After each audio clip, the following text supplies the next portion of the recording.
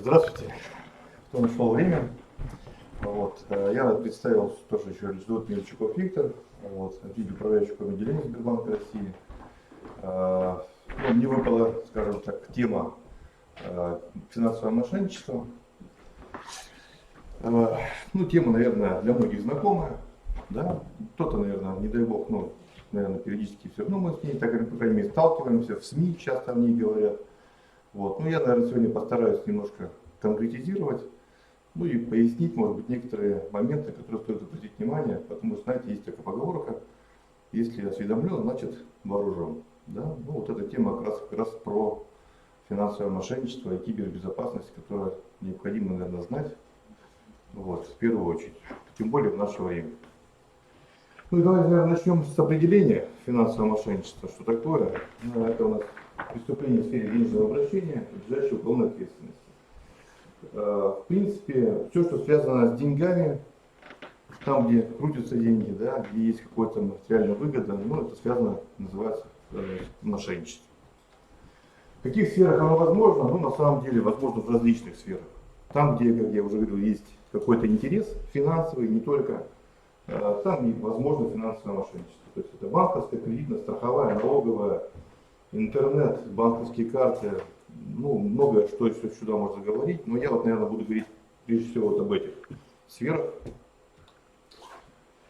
Итак, начнем, наверное, с страхового. Тоже я уверен, что, наверное, многие, наверное, слышали кейсы всякие, истории, как это все происходит. Страховое мошенничество — это, конечно, присвоение чужой собственности или денежных средств через заведомо ложные сведения о величине страховой выплаты и так далее. У нас я разделяю их на три основных вида. Это против страхователей мошенничества, против страховщиков, и при участии страховщиков. Сейчас мы немножко более подробно о них расскажем. Итак, со стороны страховщиков это у нас прежде всего изменение финансовых показателей самих страховых компаний. Да? То есть, для чего это делается? Прежде всего для того, чтобы увеличить свою клиентскую базу, завысив свои финансовые показатели, у них получается более увеличивать свой рейтинг. Если увеличится рейтинг, значит и больше у них, наверное, возможностей для того, чтобы увеличить клиентскую базу. Если мы говорим со стороны потерпевшего, то здесь, наверное, тоже случаи, наверное, всем вам известны. Когда происходит инсценировка какого-либо страхового случая, да? Например, потоп или авария с участием какого-то третьего лица, если мы говорим про ДТП, да? То есть очень часто, особенно в больших городах, инсценируют аварию. Для этого обязательно делают страховку ОСАГО, например, да, оформляют. И с этой страховки, которая стоит, допустим, 20 тысяч рублей, люди умудряются в течение года вытащить 200-500 тысяч и более. То есть это как раз называется страховое мошенничество со стороны потерпевшего. И обман держателя страхового полиса. Здесь, я думаю, останавливаться не буду. Я все-таки хотел остановиться здесь мошенничество в области пенсионного страхования. Оно тоже часть именно этого направления. Это прежде всего, наверное, вы тоже слышали, недавно это было, такой случай в СМИ, об этом рассказывали, когда, скажем так, часть сведений, негосударственного пенсионного фонда были переданы в другой негосударственный пенсионный фонд, да, и так уж получилось, что люди не писали собственноручно эти заявления. То есть была подделка со стороны третьих лиц этих заявлений, и на основании этих подделанных заявлений информация уходила в другой негосударственный пенсионный фонд, и все остатки по этим накопительным счетам переходили именно в тот негосударственный пенсионный фонд, которого были указаны в заявлении. То есть такие случаи были буквально совсем недавно, месяца 2 назад, в СМИ информация вся тоже была, но это сейчас этим занимаются компетентные наши органы. Надеюсь, что найдут, кто был заказчиком данной истории. Но поверьте мне, эти случаи будут, наверное, продолжаться и в будущем, так или иначе, поэтому нужно, я могу сразу сказать, что я тоже являюсь клиентом негосударственного пенсионного фонда. Не буду говорить какого, да, но в любом случае надо следить своим счетом, понимать, сколько у вас там денег сейчас на текущий момент находится, ну и контролировать его, потому что, ну, если вы контролируете ваши счета, то, в принципе, наверное, вы можете себя обезопасить от многих бед, которые происходят именно в этом случае. То есть оперативно написать заявление в милицию, в полицию, да, вот, ну и оперативно, скажем так, вернуться обратно в тот негосударственный фонд, где вы были. Кредитное мошенничество, ну, здесь, наверное, тоже много становиться не надо, но понимаете, что кредит это, да, это получение денежных средств заемщикам. Ну и что понимается под кредитным мошенничеством? Ну, прежде всего, это ложная информация, которую предоставляет потенциальный заемщик кредитному учреждению. Причем не обязательно банку, да, это может быть любая там организация, которая занимается тоже займом средств, микрозаймы, да, выдает. Вот. Ну, то есть, в чем заключается смысл этого? То есть, прежде всего, это фальсификация паспортных данных, да, кража паспортных данных. То есть, если, ну, тоже, наверное, слышали, когда в СМИ не брал кредит, но, допустим, на этом человеке висит кредит по какой-то причине. То есть, ну, это на самом деле просто происходит кража персональных данных. Вот, и недобросовестный банковский сотрудник где-то оформляет эти вещи. Ну, то есть такое возможно. К сожалению, такие случаи есть и у нас в России в том числе, периодически выскакивают, да. Вот, но могу так сказать, что их становится все-таки меньше. Вот, все-таки служба безопасности кредитных учреждений работает сейчас гораздо лучше. Ну и все-таки, знаете, 150 закон федеральный, все-таки это уголовное преследование, поэтому в таких случаях, как правило, все-таки находятся те люди, которые совершают данное преступление, поэтому, ну, мне кажется, этого того не стоит, поэтому люди все-таки сейчас на него меньше всего идут. Виды преступления по кредитному мошенничеству, ну, это кредитные брокеры могут обмануть заемщика при оформлении кредита, то есть дальше заемщики, у которых накопилась задолженность по кредиту перед банком, могут стать жертвой лжеколлекторов. Ну, здесь хотел бы подробнее тоже остановиться. То есть, когда лжеколлекторы, им становится доступна какая-то информация о том, что тот или иной клиент взял кредит, и у него есть какая-то просрочка по кредиту, то вот они могут, узнав эту информацию, в принципе, ну, скажем так, незаконно выбивать или просить деньги у данного клиента. Я, конечно, сейчас могу сразу сказать, что и в банковской деятельности, то есть и, ну, скажем так, есть практика, скажем так, передачи прав требований третьим лицам, называется цессия, так называемая.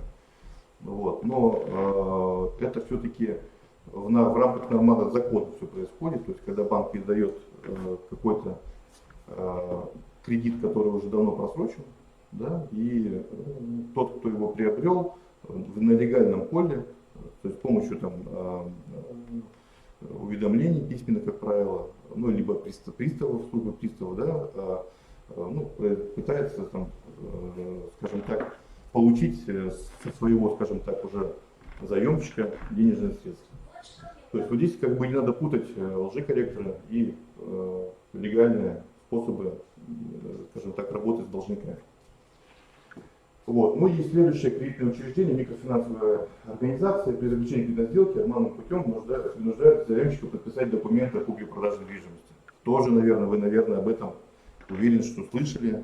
По крайней мере, ну, периодически на этих криминальных сводках рассказываются там, ну, скажем так, такие жуткие истории, когда люди, ну, как правило, все-таки пожилого возраста, по каким-то причинам берут, оформляют микрофинансовые там, кредиты, вот, и в рамках вот этих документов подсовываются документы, которые, скажем так, о купле-продаже той недвижимости, которая есть у этого клиента. Вот. Ну и есть такие случаи, могу точно сказать, что и полиция тоже занимается этими, но очень сложный кейс, могу сразу сказать, потому что если человек собственноручно подписал там, договор купли-продажи, то очень трудно доказать ее эффективность, ну то есть нелегальность. Вот. Поэтому вот эти кейсы самые тяжелые, вот, и людей очень жалко, которые на них попадаются, к сожалению, но Здесь надо быть просто внимательным. Ну, то есть не подписывать только то, что ну, вам необходимо, а не то, что подпихивают, как говорится. Итак, инвестиционное мошенничество. Ну, здесь с каждым днем на самом деле становится все больше, потому что все-таки это связано с тем, что у нас сейчас меняется структура. Скажем так, очень много сейчас вкладывают денег в инвестиции, в различные проекты. И это как раз, чем больше вкладывают денег, тем больше возможностей у мошенников заниматься именно мошенничеством в сфере инвестиций. Ну, вообще, на самом деле, я начну, наверное, с того, что рынок инвестиций, да, это, ну, образно говоря, это когда вы вкладываете в проект некие деньги и как инвестор, а тот, кто этот проект реализовывает, потом платит вам за это определенные средства, ну, в виде процентов, но и плюс сам еще основной долг. Ну, знаете, здесь очень трудно говорить о том, что когда мошенник говорит о том, что у вас будет долгосрочная перспектива, и это в течение 10 лет будет ставка не менее, которую будете зарабатывать не менее 50%, ну, это уже вызывает большие вопросы. Потому что ну, нельзя на долгосрочную перспективу определить, насколько будет успешен проект, вложение средств. Можно говорить в среднесрочной перспективе, 1-2 года, наверное, можно. Больше, наверное, ну, уже не проблематично. Поэтому, если мошенник говорит о том, что вы будете в течение 10 лет получать проценты, и эффективность ваших средств будет 50%, ну, наверное, это уже вызывает большие вопросы. Ну, уникальность. Уникальность это в том, что когда мошенники начинают говорить о том, что это уникальный проект, что раньше его никогда не было на рынке, да, то, наверное, тоже это я бы, наверное, задумался об этом, потому что сейчас на рынке уже нет каких-то уникальных проектов. То есть они все уже так или иначе известны. Очень мало уникальных проектов, поэтому, то есть если кто-то говорит о том, что его никто никогда до этого не реализовывал, ну, наверное, я тоже на него пристальное внимание обратил. Ну и когда, скажем так, владелец проекта говорит о том, что он не разделяет убытки возможные, которые могут быть в рамках реализации проекта, то я бы тоже обратил на это внимание, потому что все-таки владелец проекта и инвестор всегда должны делить убытки, ну, согласно вложенных средств. Поэтому, если данного условия нет в договоре каком-то, да, в договоре, как правило, инвестирования, то, наверное, тоже я бы не стал бы туда вкладывать средства. Ну и дальше, да, вот, наверное, тоже самое простое. То есть, если когда в интернете, особенно это часто сейчас такое есть, когда всевозможные ресурсы говорят о том, что вложите средства прямо сейчас, в течение там 10 минут, только сейчас для вас это самое выгодное там, вложение средств. Ну, я могу так сказать, что ни один инвестор деньги просто так никуда не вкладывает, не, скажем так, не просчитав какие-то риски, которые есть по этому проекту, не собрав всю информацию об этом проекте, либо о том юридическом лице, кто это реализовал этот проект, ну и посчитать, какой доход может быть. То есть, как бы, ну, это немножко, конечно, надо обладать некими финансовыми навыками, да, вот, но это нужно делать обязательно, потому что, как правило, мошенники как раз играют на том, что пытаются не дать времени, сказать здесь и сейчас, только для вас, и, как правило, это все в итоге получается против вас. Ну и вот следующее, да, у нас налоговое мошенничество. Ну, его, слава богу, не так много, вот, но периодически тоже возникает. Это когда вот по почте, ну, допустим, приходит какое-то уведомление о том, что у вас есть задолженность там, или там наоборот вот наступил налоговый период, когда вы должны заплатить средства там, по вашим там, обязательствам, недвижимость, там, движимое, недвижимое имущество, да? Вот, но указывается счет и реквизиты явно не пенсионного фонда, ну, не налоговой службы. Вот, поэтому ну, здесь, наверное, самый простой способ, это сейчас все это стало проще, когда есть личный кабинет на сайте налогоплательщика, да, ФНС, и, в принципе, можно там все увидеть. Но поверьте мне, есть случаи, когда люди на это тоже, скажем так, к сожалению, ведутся, и поэтому тоже такие случаи периодически возникают. Но их становится все меньше. Все-таки, когда доступ есть к личному кабинету, люди уже туда заходят и смотрят. Ну и финансовая пирамида классическая, да, ну то есть все, наверное, знаем, все мы ее знаем, МММ, 90-е годы.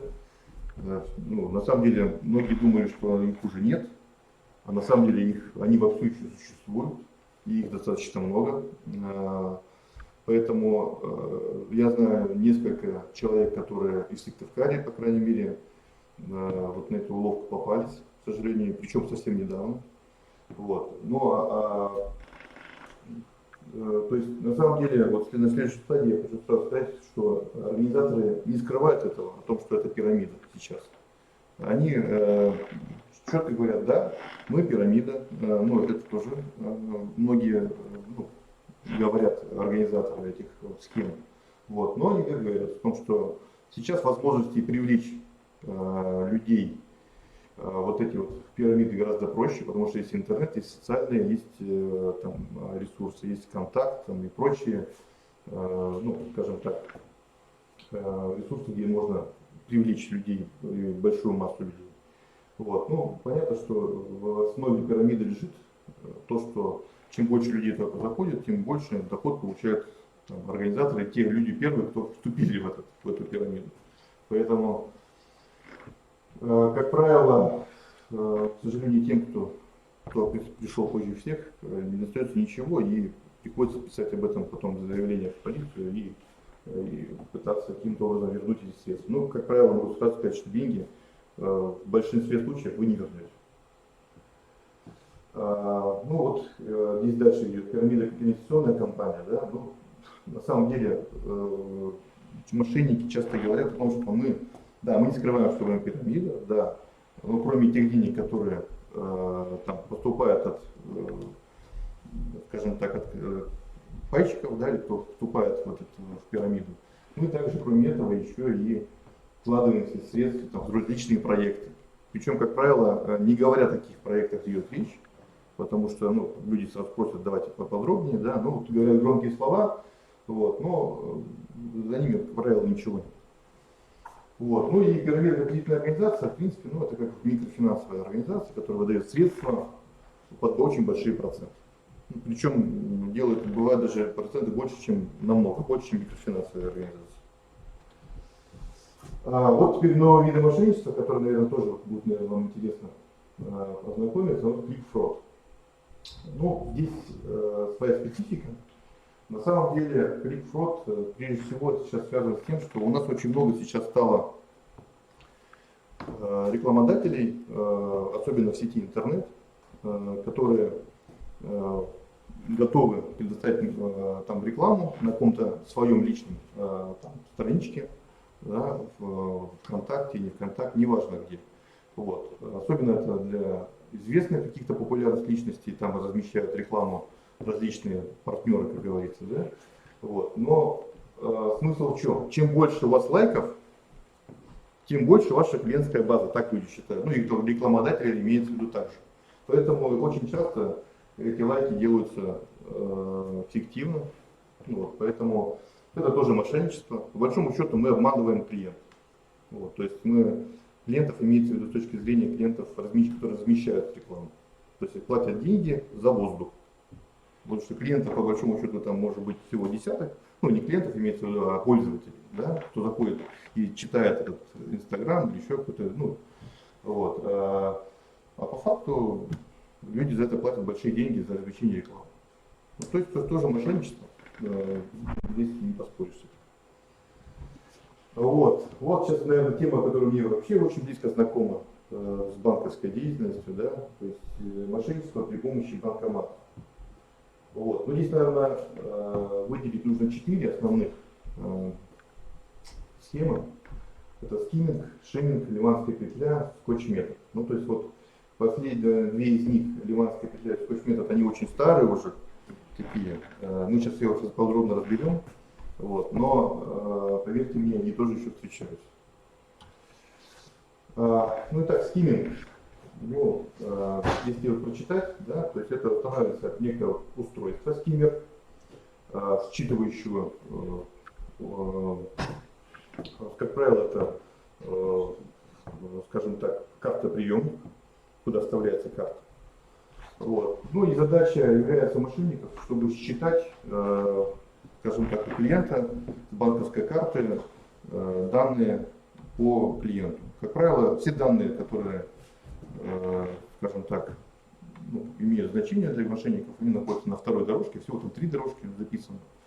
Вот. И с помощью вот этого второй дорожки потом у мошенников есть, будет возможность сделать, скажем так, белый пластик, ну, то есть это дубликат карты, и с помощью нее дальше проводить некие мошеннические действия.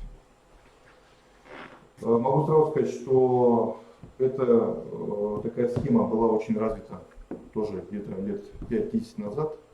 Вот. Причем реально ее было очень много. То есть когда только пошло, скажем, промышленное производство, развитие банковских карт, и люди, к сожалению, ну, не все понимали, как правильно обезопасить себя от этого.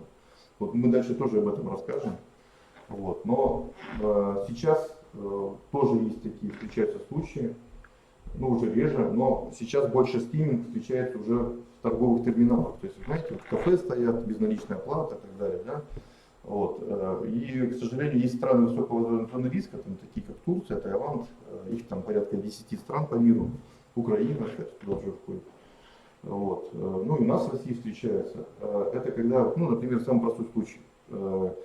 Приходит официант, например, где-то в ресторане, да, и говорит, что с вас там 20 евро, например, или рублей, неважно. Вот. Ну, оплатите. Вот. Ты даешь карту, как правило, как терминал приносит тебе.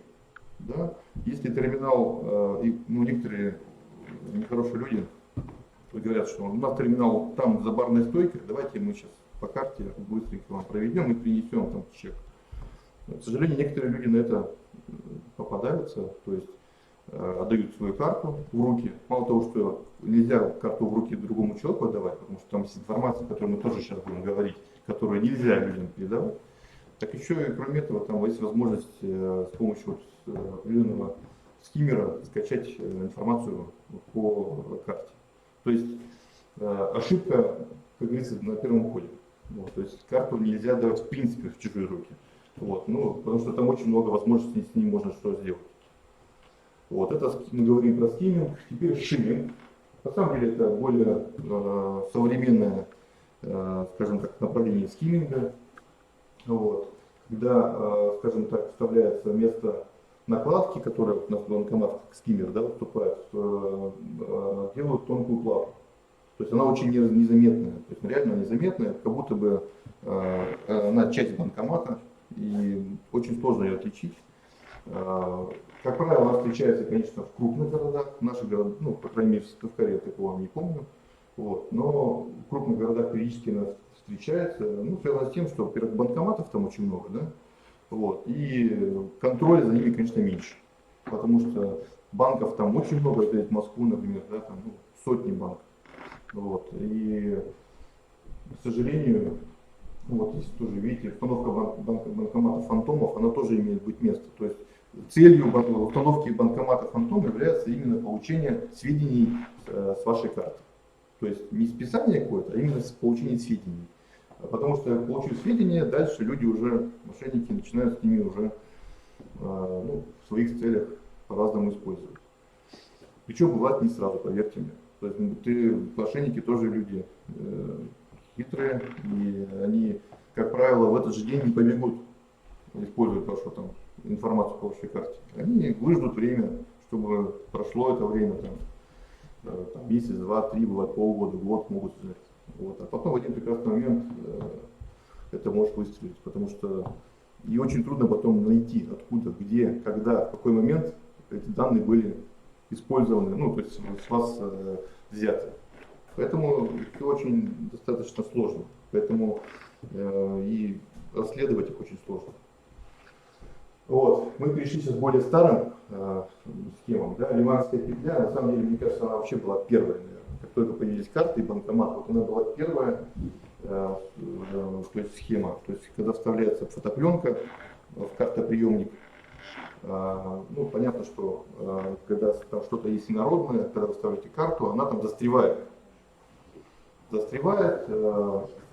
Вот. Ну и здесь был смысл именно завладеть картой клиента. То есть там есть код CVV, о том я тоже буду говорить. То есть получив карту, мошенники пытаются там, дальше оперативно эти деньги каким-то образом списать с этой карты. Вот. Но это было первые самые такие вот виды мошенничества. Дальше идет скотчный метод, очень простой, но в то же время, мне кажется, до сих пор еще используют его мошенники, потому что просто-напросто в окошко для выдачи денег приклеивается скотч незаметно. Вот. И когда человек вставляет карту, набирает пин-код, набирает, какую сумму там нужно выдать, банкомат деньги-то пытается выдать. И он их реально пытается, чтобы человек его получил. Но так как, скажем, окошко для выдачи денег оно закрыто, то они потом приклеиваются к этому скотчу. Человек, этого не видя, понимает, что, скорее всего, когда проблема с банкоматом, идет куда? Ну, там, либо обращается в банк, либо звонит, либо, ну, по любому случаю, он не стоит около банкомата, не ждет. Ну, там, ну, подождет он мне 5 минут, 10 минут, ну, все. Ну, вот. Ну, а уходя, клиент потом свои деньги теряет, потому что по факту в процессинг деньги списаны, банкомат считает их выдавшими, ну, люди, видите, вот, их получают. Но сейчас могу сразу сказать, что все-таки с учетом того, что сейчас в каждом банкомате, ну, по крайней мере, в Сбербанке, ну, в крупных банках точно знаю, точно есть, стоят камеры, причем камер очень много, не просто так. Вот, поэтому сейчас нашим, ну, не каждый захочет взять эти деньги, потому что это сразу человек попадает на статью Уголовного кодекса 159.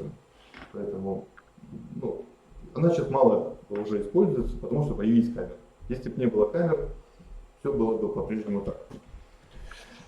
Вот, перешли к CVV-коду. Ну, у каждого на карте этот CVV-код есть.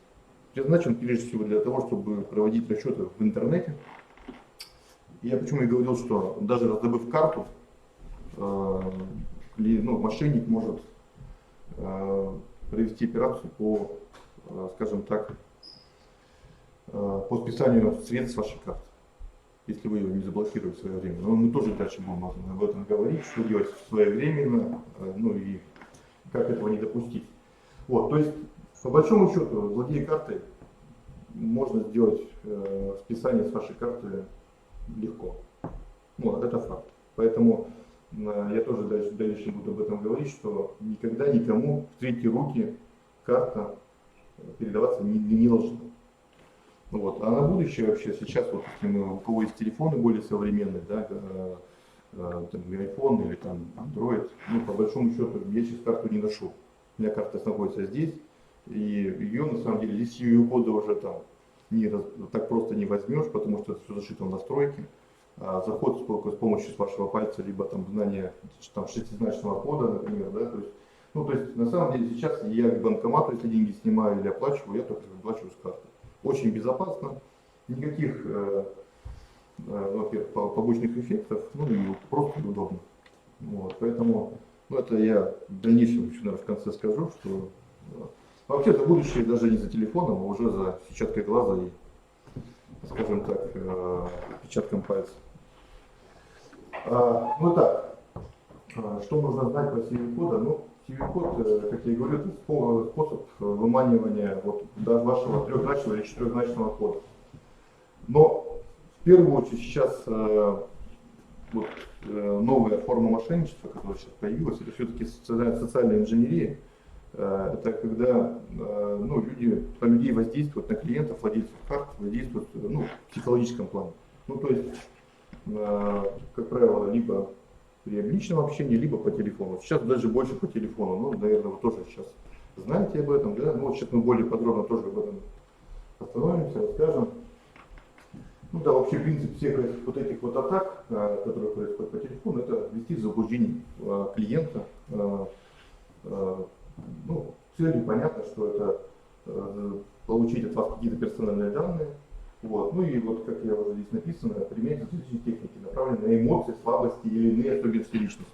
На самом деле, сейчас замечено тоже, что люди, которые звонят, если раньше очень часто люди звонили из мест не столь удаленных, то сейчас уже они тоже сделали шаг вперед, и, насколько я понимаю и знаю, уже есть целые колл-центры, которые звонят целенаправленно, их учат, обучают, определенные кейсы, ну, как говорить, как обращаться с тем или иным сегментом клиентов. Поэтому надо быть очень аккуратным и не попадаться в ловки мошенников, тоже дальше будем об этом говорить. Ну вот, фарминг — это как раз вот похищение данных карты путем скрытой переадресации на фальшивые сайты, да. Ну, то есть тоже бывает, сейчас периодически возникает, когда, к сожалению, закачав, попав на уловки мошенников, зайдя по какой-то ссылке, вы попадаете, скачиваете какую-то себе вредоносную программу, которая потом в дальнейшем все ваши сведения передает мошенникам. Вот. Ну и фишинг, да, вот следующая форма — это получение доступа к паролям и логинам пользователя интернета. Ну, здесь все очень просто. То есть есть сайты-двойники. Вот. Их на самом деле в интернете очень много. Вот. И важно действительно не попасть на уловки, брать именно, заходить в тот сайт. Мы так тоже будем дальше об этом говорить. Попасть и зайти именно в тот сайт, который является официальным. А еще лучше его потом скачать в мобильное приложение на телефон, да, и быть, чтобы у вас постоянно был под рукой. И вы тогда точно никогда не попадете на уловки от мошенников именно по фишингу. Вот, то есть, ну, здесь все понятно, да, то есть вы попадаете на сайт, там, который дубликат, вот, двойник, вводите те же самые данные, которые у вас уже есть, там, пароль, логин, допустим, в Сбербанк онлайн, ну я так образно говоря, да, и у вас, по большому счету, клиент знает о вас все. Ну, то есть вы потом оттуда выходите, но у клиента все это уже, у мошенников все это уже есть, и по большому счету они под вашими логином, паролем заходят и совершают некие операции, которые, ну, наверное, могут привести к каким-то последствиям.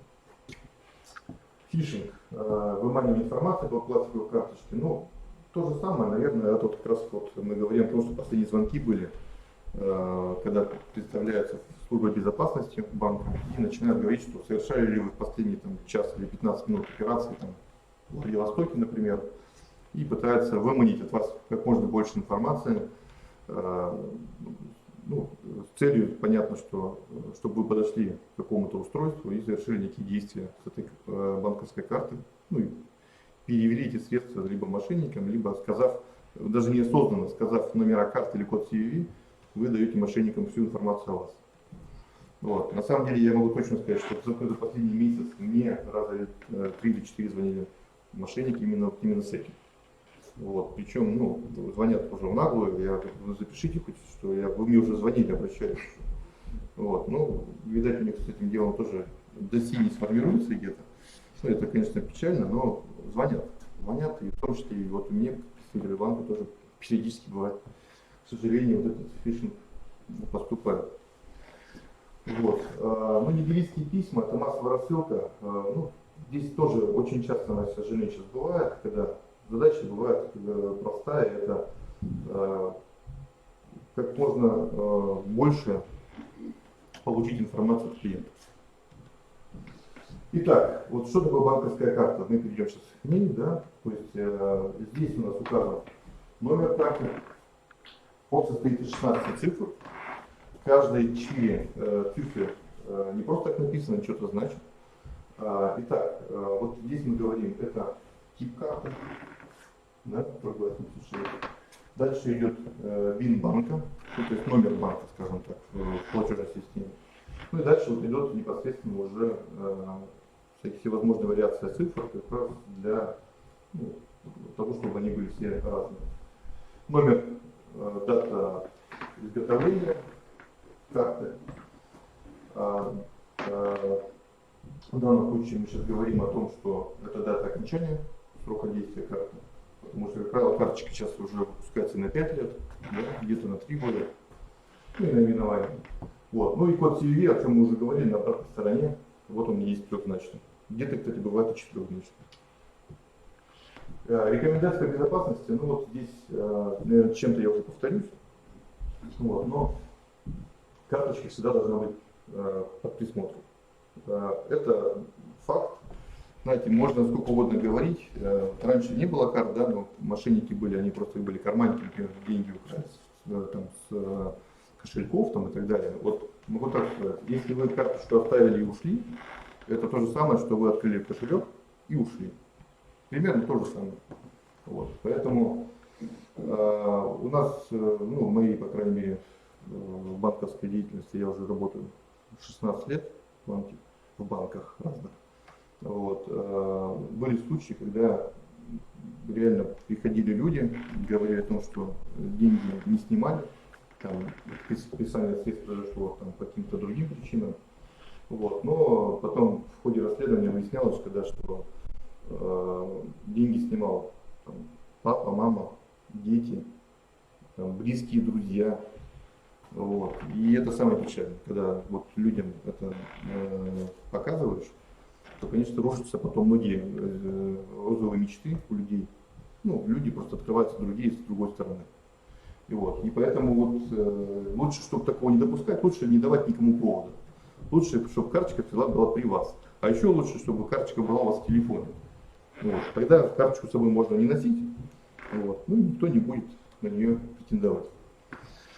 Вот. Дальше, да, никому не говорите пин-код и код безопасности. Ну, это очевидные вещи, да. Хотя еще лет 5-7 назад были случаи, я, поверьте, я знаю, когда на карте писали пин-код. Прямо на карте. Вот. Такое тоже было. Не знаю, сейчас давно не видел, но, наверное, уже нет, но раньше было. Вот. Ну и следующее, конечно, там, пожелание, не храните пин-код рядом с картой. Не пишите, понятно, но не храните. Вот, потому что это сразу, не дай бог, потеряете и дальше потеряете деньги. Вот, ну, по крайней мере, совет у нас следующий, да, конечно, лучше вообще пин-код поменять на свой, который у вас в голове всегда останется. Ну, дата рождения, не знаю, там, ребенка, еще кого-то, ну, здесь каждый может сколько угодно сам придумать, но особенно сейчас карт становится все больше и больше в руках, да, кредитная карта, дебетовая, социальная, там, ну, и другого банка, ну, не знаю, там, ну, очень много становится. Мой совет, что, по крайней мере, по картам Сбербанка можно сделать везде у всех один пин-код, и вы никогда его не забудете. Никому об этом не говорите. Понятно, что пин-конверт вы можете там сжечь или там, порвать. Новый пин-код себе сделали, и, пожалуйста, пользуйтесь этим пин-кодом сколько вам, сколько хотите, никогда вы его не забудете, не потеряете. Так, следующая у нас рекомендация. Ну, здесь обратите внимание, что ну, как выглядит вообще банкомат. Сейчас, конечно, еще раз говорю, это крайне редко, но вот если вы обратите внимание, вот это вот накладка, это скиммер. Вот, если на нее не обратить внимание, то как раз с вас мошенники могут, как я уже говорил, вторую дорожку с вас списать и создать белый пластик, чтобы потом дальше ваши деньги сняли. Вот, поэтому сейчас просто обращайте внимание.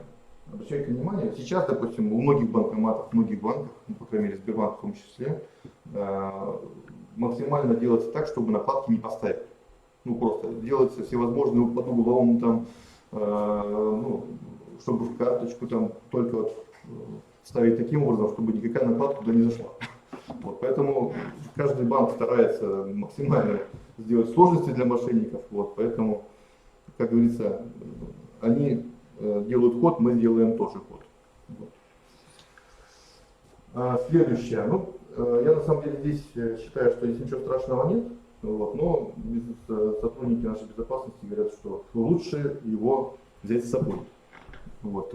Хотя я считаю, что там нет такой некой информации, которая бы для мошенников была бы важна, но, знаете, здесь можно каким образом говорить, что если человек снял крупную сумму денег, да, ну, есть остаток, допустим, на карте, ну вот это уже повод. Да? То есть если в чеке написано снятие там 2000 рублей, остаток на карте там 120 тысяч рублей, но есть повод, значит, пойти за этим, как минимум, товарищам, да, ну, то есть клиентам. Ну, то есть зачем давать повод потенциальным людям, ну, чтобы вас там ограбили в дальнейшем, еще что-то сделали. Хотя могу также сказать, что если, ну, как правило, сейчас, в том числе и вокруг банкоматов, тоже камеры стоят, так что найдут, скорее всего, его, но зачем эти риски, да? Вот, ну, мобильный банк. На самом деле многие, знаете, многие сейчас говорят о том, что зачем нам мобильный банк, там, столько случаев, там списания происходят какие-то непонятные. Ну, я с этим не соглашусь.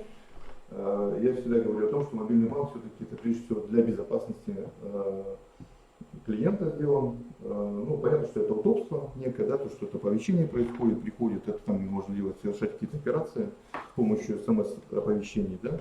Вот. Но прежде всего это безопасность. То есть, ну, для примера, да, то есть, ну, по каким-то причинам стало известно там сведения о вашей карте. Ну, такое может быть, теоретически может быть. Вот. Но, как правило, мошенники делают первую пробную операцию. Они же не знают ваш счет, ну, сколько денег на счете. Они делают пробную. И вот как раз на пробной операции вы, получив это уведомление, можете оперативно ее заблокировать. И вот это большое дело, поверьте мне, потому что, как правило, когда мы говорим пробная операция там, на 1000 рублей, ну, там, 500 рублей, по-разному делаем, но, как правило, не больше. Лучше потерять 500 рублей, чем потерять всю сумму. Ну, то есть, вот здесь как бы надо тоже на это обращать внимание, потому что мобильный банк это очень удобно и безопасно. Ну, дальше, да, тоже мы опять говорим о том, что вот приходит вам смс-ка, ну, не сообщайте никому пароль. Но это тоже очевидные вещи, но поверьте мне, вот, и вроде очевидные вещи, но, к сожалению, бывает такое, что на эти очевидные вещи клюют наши клиенты. Причем не только нашего банка, ну и других тоже. Следующее, да, ну, потеряли телефон или там поменяли номер телефона, симку, да, ну, то есть обратитесь обязательно в банк. Очевидно тоже, ну, факт. Потому что если к телефону привязано там, мобильный банк или мобильное приложение, ну, лучше его в этом сообщить службе, ну, колл-центра банка любого, да, и там проконсультироваться, что делать дальше. Вот. Ну, а на самом деле здесь случаи бывают тоже разные. Если мы говорим про потерю, допустим, ну, или там кто-то долго не пользуется сим-картой, год-два, то нелегко не секрет, что сейчас сотовые операторы ну, карточку, потом этот номер передают новому клиенту. Ну, тоже факт. И вот как раз это тот случай, когда лучше себя обезопасить. Ну, не пользуйтесь, не дай бог он привязан к каким-то вашим картам, там, к какому-то мобильному приложению, лучше его тогда заблокировать. Так, ну, понятно, что подключать смс-сервис с чужим телефоном, это, наверное, вообще недальновидно, но такие случаи тоже бывают, поэтому мы тоже об этом говорим. Простая вещь, тоже, когда получает человек смс о том, что произошло какое-то списание, ну, значит, надо, которого вы не совершали, да, карта с вами, вроде все хорошо, значит, надо срочно обязательно обращаться в банк и его срочно блокировать. Причем блокировать можно по-разному, не обязательно звонить. Сейчас в многих банках, как и в Сбербанке, есть возможность сделать в мобильном приложении, заблокировать карту, перевыпустить карту. То есть, ну, там, на самом деле удобства сейчас различные есть. Поэтому можно сделать это за одну минуту, за одну, там, даже секунду, по большому счету. Ну, здесь я говорю про Сбербанк онлайн. Понятно, что у каждого банка есть свои там, интернет-банкинги, да? Ну, так как я банк представляю Сбербанк, поэтому я говорю о Сбербанк онлайн. Ну, мне кажется, что это сейчас очень современный ресурс для многих клиентов, да, но опять же, здесь прежде всего нужно говорить о том, что это безопасно. То есть вы владеете всей информацией по вашим счетам, вы можете зайти посмотреть всю информацию по вашим счетам, выписку запросить. Да, то есть, ну, по большому счету, это тоже как раз элемент безопасности вас как клиента и ваших счетов. Скачивайте мобильное приложение в социальных магазинах. Ну, это очевидные вещи, App Store, Google Play, да, то есть, ну, нельзя скачивать такие мобильные приложения с других ресурсов. То есть есть официальные ресурсы, где мы что-то делаем. Вот. Но опять же, давайте еще раз проговорим о том, что обязательно должны быть пароли. Ой, не пароли, а антивирус. То есть антивирус на любом мобильном телефоне или там компьютере, ну, он должен быть обязательно.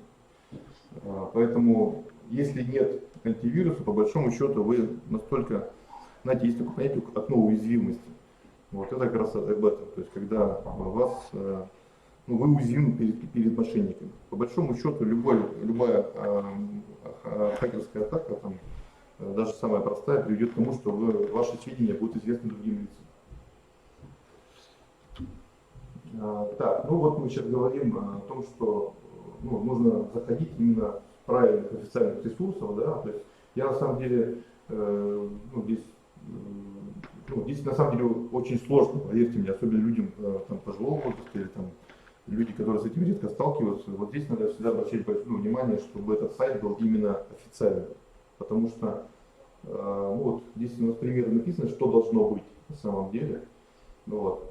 Но также бывают сайты-двойники, которые, к сожалению, тоже есть. В том числе, конечно, там стараются оперативно их блокировать, эти сайты, но они появляются сразу же, буквально на следующий день, поэтому тут надо быть аккуратнее просто. Вот. Ну и антивирус, я уже тоже говорил, что без него никуда. Ну и так, как не попасться? Ну или вообще, да, допустим, как распознать мошенника? Ну, незнакомый номер, если звонит, это уже подозрительно, как правило, да.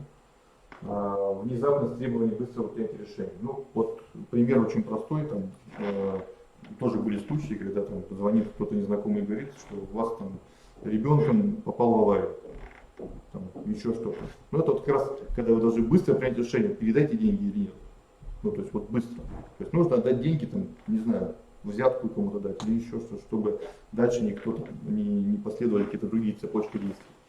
Ну, поэтому здесь самое простое решение, о чем я тоже буду дальше говорить, еще о том, просто надо все взвешивать. Не делайте поспешных выводов. Вот. Ну, здесь вот все это расписано о том, что, в принципе, ну, что делать нельзя.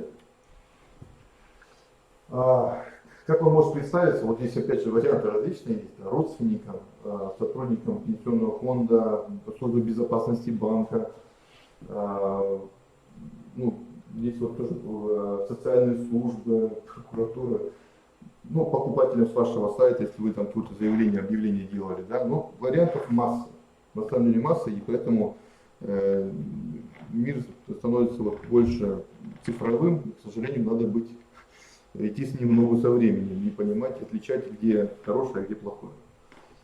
Ну вот, я об этом тоже раз говорил, да, что делать? Успокоиться, не принимать решений сразу. Это на самом деле аксиома, решение поспешно принимать никогда нельзя. Вот. И здесь самое простое, да, когда звонят, или там звонят как будто работники банка, любого банка. Ну, могу сразу сказать, что работники банка никогда не звонят и не спрашивают пароля логина. Никогда. Им это не нужно. Ну, вот, поэтому если кто-то вам звонит и спрашивает логин и пароль, ну, положите трубку просто или сообщите в компетентный орган. Опять же, да, звонят, говорят, подойдите к банкомату, наберите там порядок цифр, туда-сюда. Ну, делать этого нельзя, просто это должно быть сразу же просто вас вызывать как минимум действия, которые связаны там положить трубку или еще что-нибудь. Ну, как минимум не делать этого действия. Ну вот, раз видите, положить трубку, перезвоните самим по официальному номеру организации. Самое простое всегда. Позвонить в колл-центр банка, который вам эту карту выдает. Позвоните, спросите, вы реально делаете такую рассылку? Да? Или там вы реально там устраиваете какой-то конкурс, где вы даете там какие-то памятные призы, только зайдя по ссылке, да, ну то есть вот такие вещи. Я могу сразу сказать, что, допустим, у нас в Сбербанке была недавно рассылка тоже, рассылка давался права доступа для просмотра матчей английской премьер-лиги. Я такой рассылки никогда в Сбербанке не помню, и меня она вызвала большое подозрение сразу же. Хотя вроде пришло на сообщение от номера 900, да, но я как человек уже зрелый, понимаю, что ну, всякое может быть. Я набрал колл-центр, позвонил, спросил, выяснили, да, подтвердили, все, я успокоен, я зашел, теперь у меня есть бесплатная там возможность заходить, смотреть премьер-лигу английскую бесплатно в течение года. Ну, это вот, ну, я просто перестраховался. Но лучше перестраховаться, чем потерять деньги. Вот. Ну, вот здесь просто, наверное, совет большой. Опять же, это не только к Сбербанку относится, как и всем другим. Есть официальные теленомера, которые есть у каждого банка. Просто занесите его в свой телефон. Вот, допустим, вот здесь по Сбербанку, да, написано 900, там 8 800 6 пятерок 0.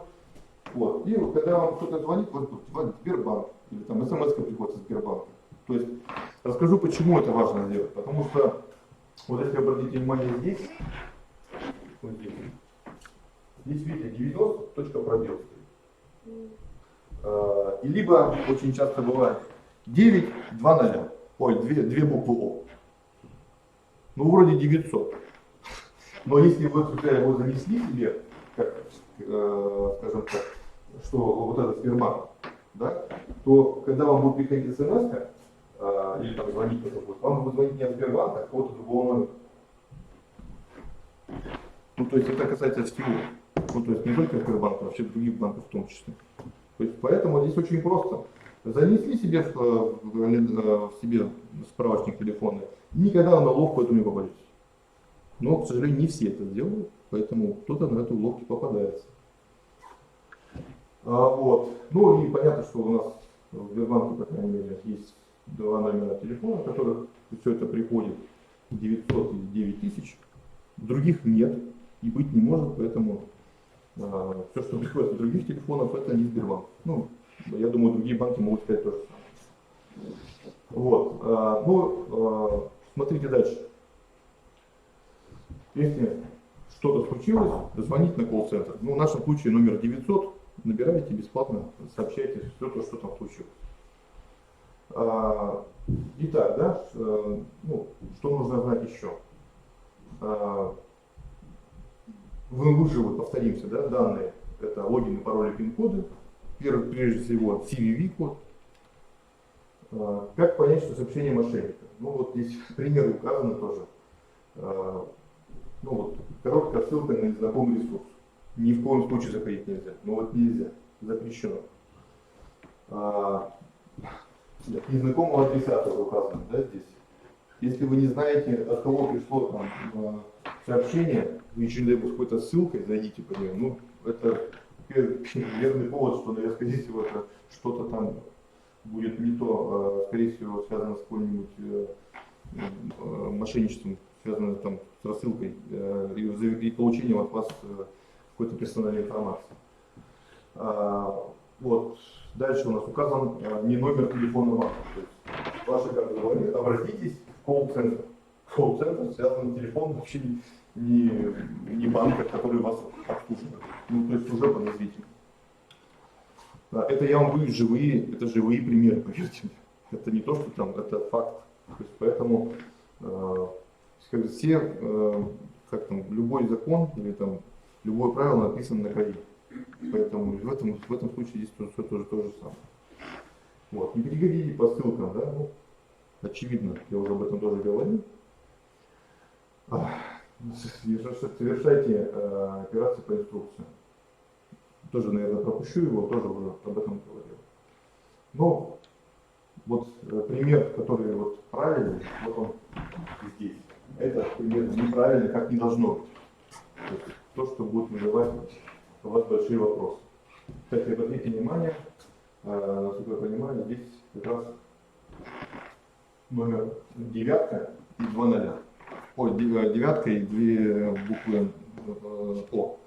Поэтому вот он так высвечивается. Вот видите, о чем я говорю.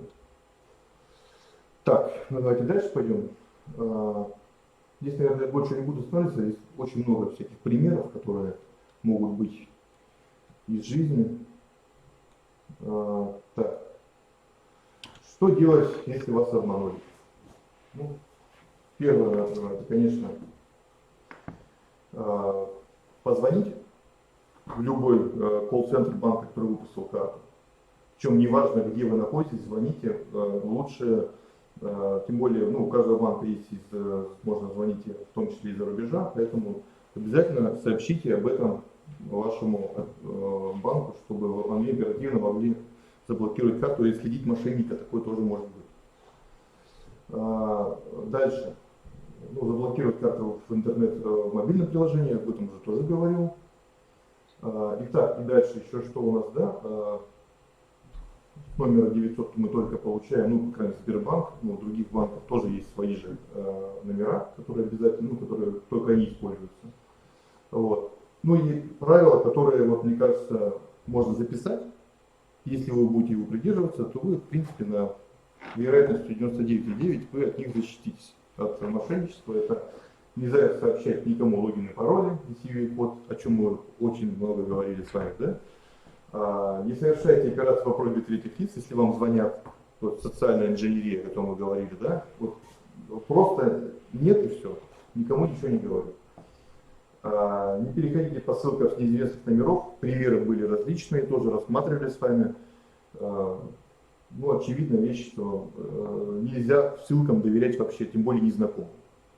То есть, если вам отправляют даже, очень часто, поверьте мне, тоже бывает, что и люди, даже друзья, знакомые, неосознанно, то есть им присылают, там, перешлите там другим 50 человекам, и там все у вас будет хорошо, или там, ну, различные поводы есть. Вот. И бывает даже шлют свои же родственники, друзья, знакомые, шлют тебе и награждают тебя еще этим же. Ну, то есть вот такое тоже бывает. Ну, то есть, поэтому здесь надо быть аккуратнее. Вот. Ну и используйте антивирус. Антивирус должен быть всегда и везде, и должен быть всегда активным. Нет антивируса, значит, по большому счету вы свои карты и свои все персональные данные, которые есть в телефоне или там в компьютере, вы их оставили открытыми, доступными для других, скажем так, третьих лиц, которые воспользуются, наверное, с удовольствием этой информацией. Спасибо. У меня, наверное, вкратце все. Есть какие-то у вас вопросы, там, может быть, дополнения, прокомментирую? Вы все-таки рекомендуете заносить карту в телефон, да? Рекомендую, настоятельно рекомендую, ну, то есть это безопасность. Это безопаснее, чем... Ну, у меня, смотрите, я сегодня, конечно, взял карты, потому что, ну, вроде, думаю, может показывать, что там было. Если она не читается, не прикладывается, все равно... Ну, смотрите, то есть, как правило, все-таки сейчас терминальные устройства, они уже, ну, уже практически, ну, по крайней мере, по нашей сети, если говорить, 99,9 терминалов, которые установлены Сбербанком, считывают вот этот бесконтактную основу. То есть, по большому счету, смотрите, сейчас, если вы обратите внимание, на картах сейчас вот нарисована вот эта вот надпись, которая бесконтакт означает. Вот, ну, то есть, они сейчас уже практически есть, ну, везде. Вот есть такая вопрос, проблема вот за границей, к сожалению. Они, кстати, от нас отстоят очень сильно в этом плане. Вот такая история, да. То есть на самом деле они только недавно начали работу проводить по замене терминалов на бесконтактную основу. Поэтому, к сожалению, вот у них там, вот там, наверное, с собой карту брать надо. Вот, поэтому, вот. Какие еще вопросы есть?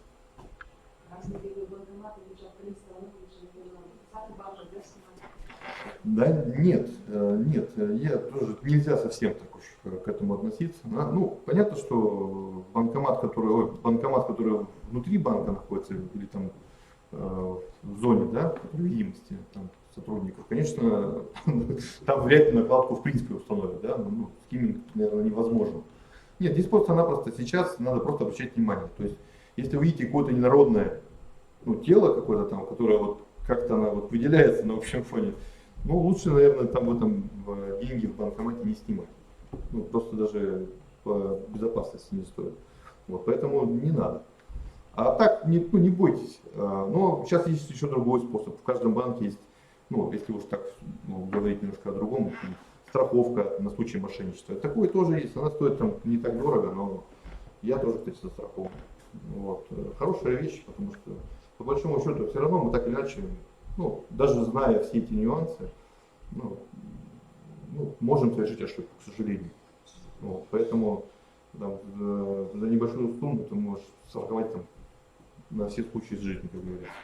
Поэтому, к сожалению, кстати, за рубежом страхование, если вы знаете, там это правило жизни. То есть, и там люди по этому поводу вообще не переживают. Там потоп, не потоп, что угодно, ДТП, вот, карту там украли, еще что-то, не переживают, там все застраховано. Да, вот там у них привычка, традиции такие уже давным-давно, а у нас мы только к этому привыкаем. Вот. Так что, поэтому так. Поэтому не бойтесь все равно, но смотрите просто, где снимаете. Еще такой вопрос.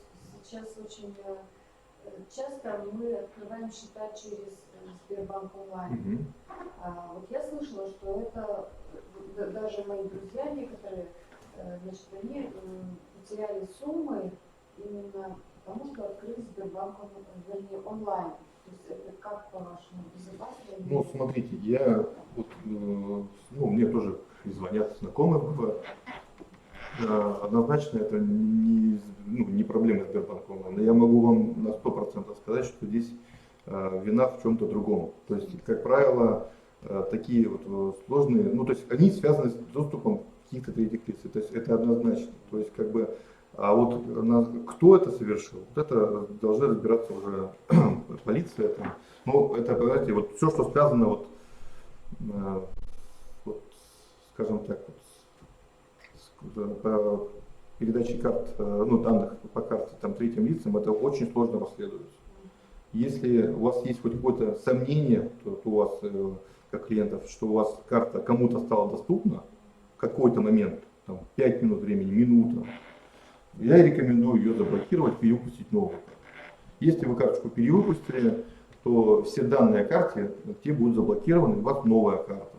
Вот. Ну, это просто, ну, даже сейчас банки их перепускают бесплатно, так что сделайте это просто и все. И, ну, потратите там 5 дней, ну, скажем так, не очень комфортно будет. Все-таки сейчас люди привыкли уже к безналичным картам. Ну, там, да, у нас, я не знаю, 100 рублей мне, может быть, лежат в кармане на всякий случай, и все. А так, как у многих, на самом деле, у нас город Сыктывкар признан третий входит по России по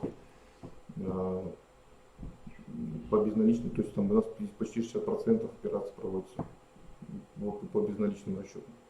Ну, то есть как бы там серьезно, ну, так. У нас хорошо, люди у нас уже опытные, поэтому обученные. Вот. Ну, знать, я говорю, еще раз говорю, как поговорка, да, осведомлен, значит вооружен. Все, значит, мы уже с вами, по крайней мере, на какие-то уловки не попадемся. Еще какие-то вопросы можете есть? Ну, тема, я думаю, что вам тоже, наверное, знакомая была. Ну, может, что-то новое, я, наверное, вам рассказал. Спасибо вам большое. Спасибо вам.